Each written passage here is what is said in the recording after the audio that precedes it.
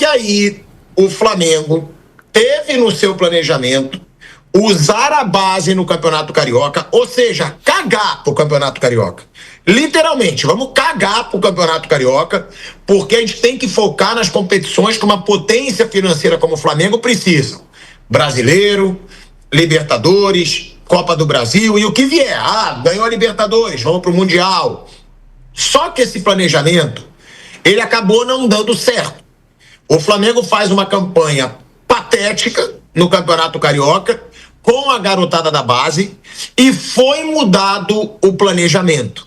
Vai o elenco principal para esse jogo. Aí hoje saiu uma reportagem no GE.com dizendo que a decisão foi do BAP de colocar o elenco principal e que havia um incômodo, que houve um incômodo no departamento de futebol. Assim que eu vi essa reportagem, eu liguei, para pessoas muito fortes no Flamengo, inclusive pessoas que têm relacionamento direto com o BAP. E não foi isso que aconteceu. Inclusive o BAP, quando soube da notícia, o discurso dele foi: eu nunca me meti em escalação de treinador e nunca vou me meter. Isso nunca vai acontecer comigo como presidente. Então, é claro que não é verdade o que está sendo dito. Isso é o discurso do BAP para pessoas que são muito próximas ao BAP. Eu até escrevi, antes de eu passar para o Mauro, eu vou até ler aqui para falar ao pé da letra o que foi falado, pelo presidente para pessoas no clube. Não faz sentido nenhum. Eu jamais diria para um técnico quem ele deve escalar. Nunca fiz e não farei. Esse não é o meu papel. Teria sido esse o discurso do BAP, e que bate realmente, Mauro, com a postura dele. O BAP mal vai para o centro de treinamento. O BAP já deixou claro, lá é lugar do futebol, é do Boto, do Felipe Luiz, ele blinda o CT, ele não deixa pessoas de fora do futebol entrarem no CT. Agora, o que fica claro, e aí não sei de quem que partiu, se foi votação, se não foi, é que o Flamengo mudou o planejamento. Até que ponto isso pode interferir, Mauro, na sequência, da temporada, já que o Flamengo tinha um planejamento que era não usar o elenco principal no Campeonato Carioca, já que o Campeonato Brasileiro vai começar agora. Se você concorda com essa decisão e o que esperar desse Flamengo e Vasco de hoje sem o Ryan, que está acertado aí com o Bournemouth da Inglaterra por 35 milhões de euros, Mauro. Eu acho que a situação na qual o Flamengo se encontra, o ideal é utilizar os jogadores possíveis do time profissional, aqueles que estiverem com melhores condições, embora o período de treinamento seja muito curto, para não deixar um time tão exposto. O time sub-20 sozinho, acho que não tem condição. Então, o sub-20 reforçado dos jogadores possíveis, 4, 5, 6, 7, quantos forem possíveis. Jogadores fundamentais como Jorginho, Arrascaeta, por exemplo, jamais deveriam ir para um jogo como o de hoje, na minha opinião, mas talvez você possa usar um dos zagueiros, um lateral, um outro lateral, um dos volantes, 2 ou 3 atacantes, E aí você vai compor ali com um ou outro menino. Acho que esse deveria ser o caminho. E preservar os jogadores mais importantes, não precipitar o lançamento desses caras. Aqueles que estiverem em melhores condições e tudo, que puderem jogar. O Pedro voltou a treinar até mais cedo por conta dele. Está em condição? Consegue jogar bem? 60 minutos? 45? Então, ok. Royal tem condição de jogo? Ayrton Lucas são laterais reservas? Ok. Everton Araújo, Alan, podem jogar? Cebolinha, Michael? Acho que é isso, analisar cada caso. Agora, alguns jogadores eu nem pensaria em colocar nesse jogo, mas nem pensar. Jorginho e Arrascaeta, por exemplo, um por ser um veterano, um jogador fundamental, o outro até pelo histórico, não só pela qualidade e importância dele, pelo histórico dele de lesões que já teve, que conseguiu até minimizar no ano passado, não sofreu tanto com isso, pelo contrário. Então, acho que a questão é essa. Essa escolha vai ser feita hoje, vai ser uma decisão tomada em cima da condição dos jogadores. O planejamento não foi mal feito, a execução foi ruim. A execução por parte do time sub-20. Aí isso vai na conta do departamento de futebol. E se o BAP foi numa reunião, obviamente não foi lá para falar sobre a série que ele está vendo, desejar feliz ano novo, isso já passou. Ele foi lá para conversar e colocar claramente para o departamento de futebol. Gente, vocês fizeram o planejamento, a situação agora está complicada, tem que encontrar uma solução, porque não dá para... É muito simplista pensar, abandona o Carioca assim, vai disputar o torneio da morte. E aí você é obrigado a colocar os jogadores, tem que evitar o torneio da morte. Se não tiver jeito, vai ter que jogar, mas tem que fazer algum esforço para evitar, porque senão são mais 6 jogos. Você sai do Carioca e joga 6 partidas, obrigatoriamente. Ah, mas se fizer 2, 3 jogos vencendo, já escapa do risco do rebaixamento. Sim, mas vai ter que fazer no mínimo 2, 3 jogos. E esses jogos vão ser em meio aos jogos do Brasileiro. Ah, põe um time reserva. Os reservas têm que ser preparados para o jogo do time principal, vão para o banco, alguns eventualmente terão que ser escalados por uma razão ou por outra. Atrapalharia muito. Tem que tentar chegar em 4º lugar. Tentar ganhar um dos clássicos, empatar o outro, ganhar do Sampaio Corrêa. Fazer 7 pontos. Ou empatar os 2 clássicos, ganhar do Sampaio Corrêa, fazer 5 pontos com 6. De repente, com isso, consegue se classificar. Em 4º, pelo menos. E tem que tentar. Então, o planejamento foi correto. A execução foi ruim, porque o time sub-20 não funcionou. E aí vai na conta do departamento de futebol, porque é o time sub-20 jogando pelo profissional. Ali é o time sub-20 representando o time profissional, sob a coordenação do Boto e até do Felipe Luiz, na minha visão. Acho que o Felipe Luiz tem que estar envolvido de alguma maneira. Não adianta botar só o Bruno Pivetti. O Bruno Pivetti tem que ser cobrado só ele quando for torneio de sub-20, jogando contra adversários dessa faixa etária, e não contra adultos, né? Garoto de 18, 17 anos jogando contra adulto. Quantos anos tem o Wellington Silva do Volta Redonda, que jogou semana passada? Vou até pesquisar aqui. Quando ele saiu do Flamengo Fluminense, ainda tinha lá o Unimed, tem tempo pra caramba. O Volta Redonda, por exemplo, que o Flamengo perdeu no final de semana, é um time que há poucas semanas ele foi rebaixado, mas estava na Série B. Jogando, por exemplo, contra o Red Bull. O Red Bull, não. Contra o Novo Horizontino, que ontem goleou o Palmeiras. Com 37 anos. Faz 38 em março. Você vê, 38 em março. Esse cara já era jogador profissional e tinha um jogador do Flamengo que estava nascendo. Eu era bebê, eu nem tinha nascido. O Ryan, como é que é? O Volta Redonda da moda, não vamos esquecer, estava jogando a Série B do Brasileiro, caiu para C. Caiu para C agora, é o que eu estou dizendo. Jogou contra os 4 que subiram, o Remo, o Atlético, o Chapecoense, e de volta. O Coritiba, e de volta. Jogou contra esse Novo Horizontino que ontem goleou o Palmeiras.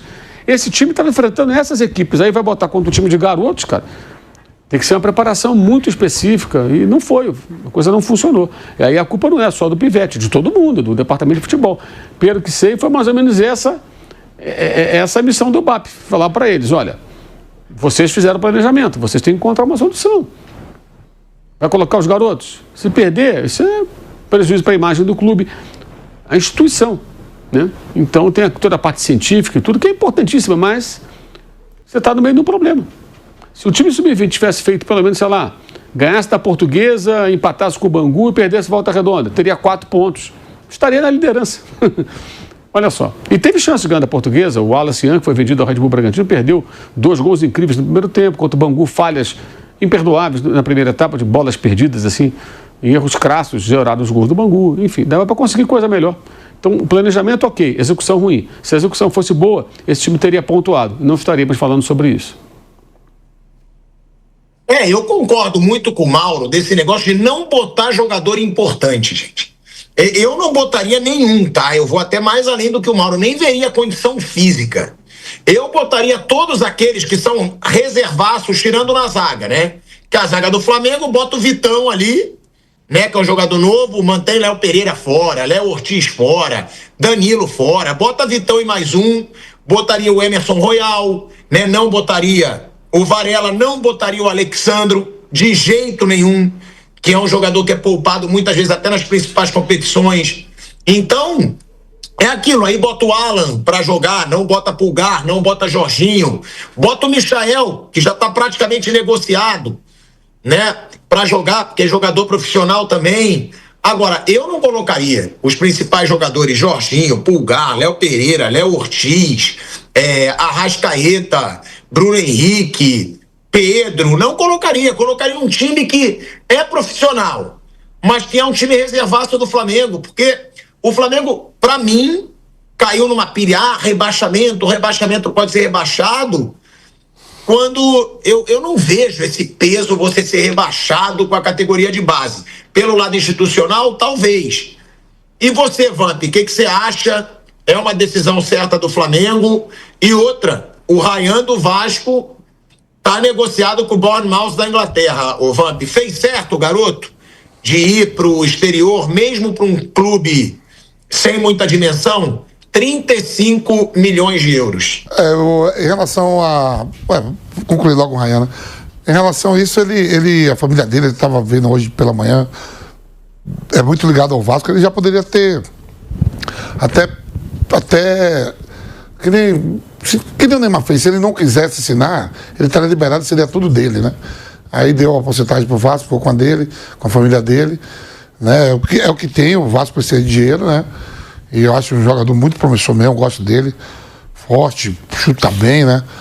E ele vai para um clube ali que, dali, se ele jogar bem, logo tá numa equipe maior. Em relação ao time do Flamengo, que está jogando sub-20, que o Flamengo não veio nem para a Copa São Paulo esse ano, é não queimar os caras, pô. É não queimar os atletas. Esse time aí é bicampeão do mundo sub-20. Né? Mas aí eu te falo, você vai enfrentar alguns jogadores já rodados, né? Porte físico, tudo, há uma diferença. Isso na base. Quando você está no sub-20, por exemplo, há jogadores que é sub-15 contra sub-15. Aí você joga sub-15 contra sub-15. Daqui a pouco você vai do infantil para o juvenil, que é 16 e 17. Aí você joga ali 16 contra 17. Aí daqui a pouco você vai para os juniores. Aí é 18, 19 e 20 anos.